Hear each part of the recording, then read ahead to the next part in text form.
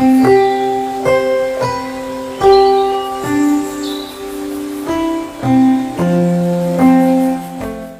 Friends, मैं doctor Najmul Huda, consultant orthopaedic surgeon, sunshine hospital and trauma centre से आपसे मुखातिब हूं। फ्रेंड्स, आज हम बात करेंगे स्लिप्ड डिस्क के ट्रीटमेंट के ऊपर। ये एक बहुत ही कॉमन प्रॉब्लम है जो आमतौर से कई लोगों में देखी जाती है और पेशेंट्स अक्सर आते हैं।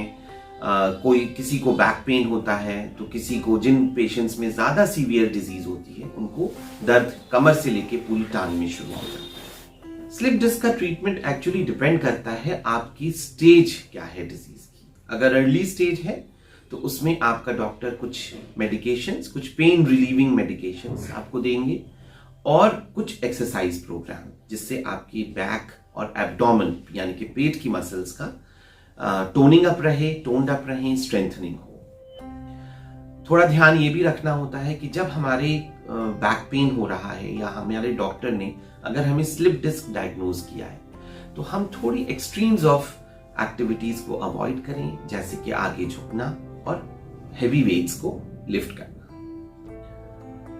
यही अगर इस प्रोग्राम से, इस पेन रिलीविंग मेडिकेशन से और एक्सरसाइज प्रोग्राम से अगर आपका पेन रिलीफ नहीं पहुंच रहा है तो हो सकता है आपके डॉक्टर्स कुछ स्ट्रॉन्ग पेन रिलीवर्स ऐड करें, जिन्हें हम नार्कोटिक ड्रग्स भी कहते हैं।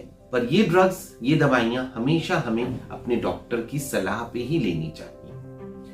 हमारे डॉक्टर हो सकता है हमें कुछ मसल रिलैक्सेंट्स दवाइयां हैं वो लिखें, और कुछ केसेस में कुछ नर्व की पेन रिलीविंग मेडिकेशंस होती हैं, जैसे डुओलॉक्सिटीन और दवाइयां, वो भी हमारा डॉक्टर प्रिस्क्राइब कर सकते हैं।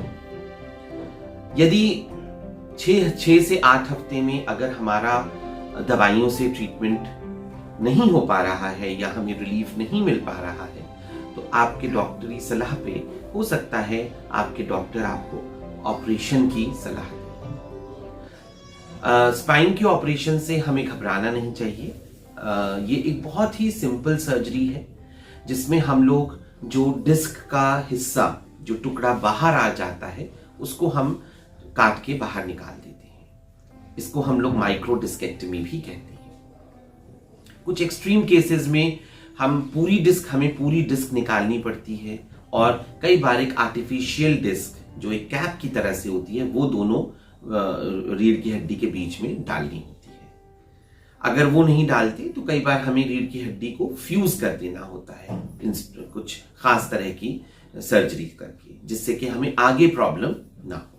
तो अगर मैं समराइज करूं तो हमारे स्लिप डिस्क का ट्रीटमेंट बहुत ही सिंपल है। ये कोई ऐसी बीमारी नहीं है जिससे हमें डरना चाहिए।